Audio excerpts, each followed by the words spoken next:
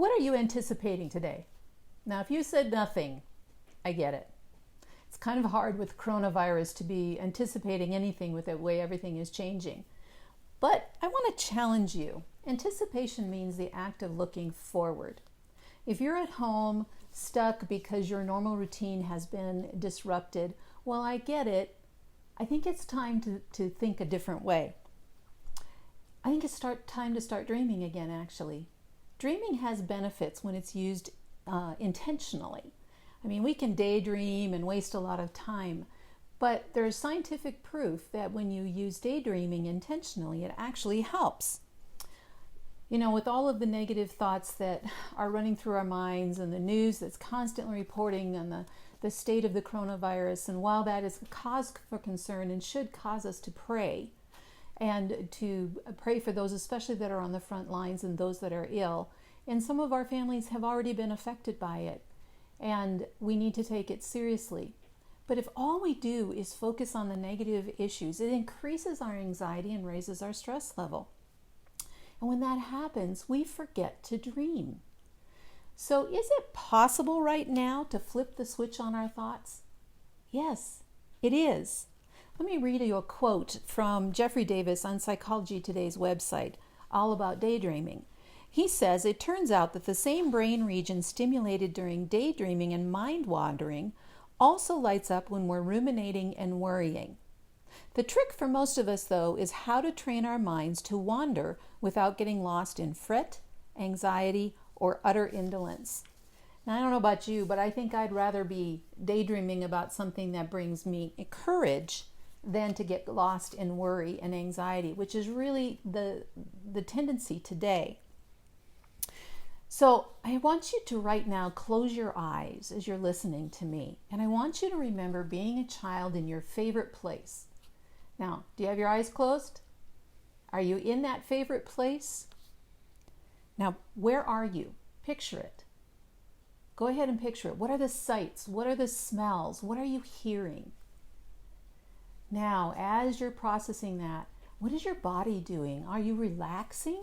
If this is your favorite place, I bet you feel your body, your muscles relax, and you're just kind of sinking in to that location. Are you smiling? I know I am when I think about it. Well, when we feel trapped and stressed, it sucks the joy out of us, just like dropping water on a hot skillet. It evaporates instantly, and we lose our ability to dream. So today, creative businesses use this concept to generate solutions and new products. They don't call it daydreaming, they call it brainstorming, but it's the same concept.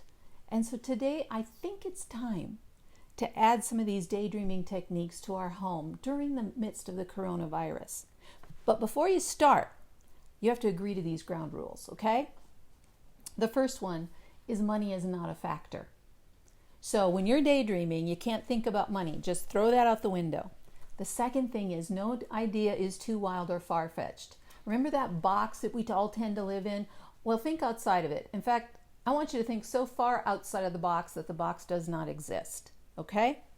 The third thing is no squashing someone else's idea. So when you and your husband are doing this together, and even if you include your kids, it's a really fun activity to include your kids. Nobody gets to say, well, that's a dumb idea, or, well, that's not going to work because, remember, money's not an object, and we're brainstorming here. We're allowing our brain to think way outside that box. The fourth thing is to turn off your logical side.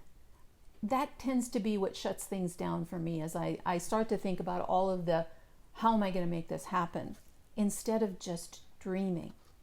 And the fifth thing is to turn off all cell phones, TVs, computers, and game stations.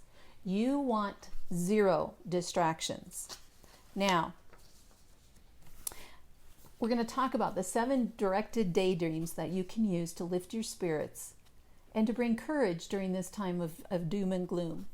And if you have trouble getting into the spirit of this exercise, I want you again to close your eyes, picture yourself again in that favorite spot, and breathe deeply until you feel your body relax. Now, once you're there, unlock your free spirit, and I want you to answer these 7 questions. Now again, remember the rules. okay? And I would love that you would do this with your spouse. So, here we go. You ready? If you could be anything in the next 5 years, what would you be and why? That's number 1. Number 2, if you could go anywhere in the world, where would you go? What draws you to that place? Number 3, if you could patent an idea, what would it be? Number 4, if you could change one thing in your life today, what would you change and how would that improve your life? Number 5, if you could regain your sense of wonder, what do you need? Number 6, if you could find your dream job or career, what would it be? Number 7, if you could restore your broken marriage, how would you do that? What needs to happen today? Now, if you have a rift in your marriage, you have a gift of time right now with the coronavirus shelter in place. Don't waste it. Look at this as a gift of time to work on that rift. But you can't be fighting and you can't give the silent treatment, which remember, being silent and not being honest with your spouse is a form of emotional abuse. So it's time to start talking honestly. And if you and your spouse really are at odds and you cannot talk about this issue, then pick up your phone and call a coach, call a counselor. Get out a journal and start writing about how you feel. Process the emotions. Don't sit there and boil at each other. Anticipation fights the doom and gloom. Bob Goff says it this way: I live in constant anticipation of good stuff. It's not being Pollyanna about things, but most stories don't have the endings we would give them right away. The better endings come later. You know, I've spent a lot of time in my life worrying about things coming in the future that never came to be. We're spending a lot of time anticipating the negative when we could be anticipating the positive. In John 16, Jesus told us that in this world we would have trouble. And he told this story, he told his disciples this as he was preparing to die on the cross. They were getting ready for the Passover meal, and Jesus was telling his disciples very plainly what was to happen. And they still didn't get it. Some of them were, I'm sure, afraid. I think I would have been. I would have been very confused and kind of unnerved by what he was saying.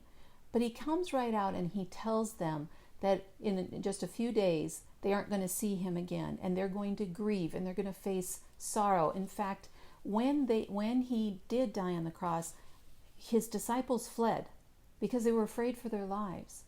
But then Jesus also told them to take heart because he would overcome the world. And 3 days later, he did. He rose from the grave and he appeared to his disciples, and what he told them would happen came true.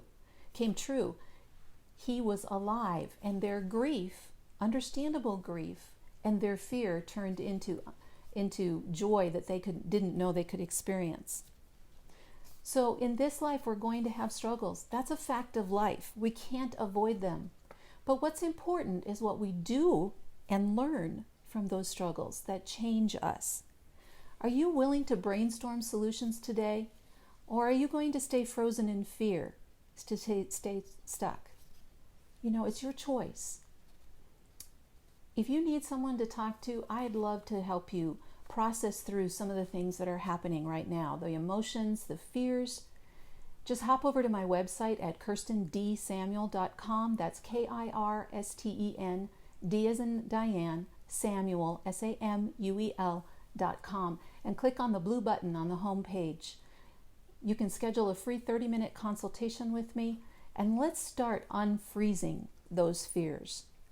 Until next time, remember, you can choose denial or you can choose to overcome.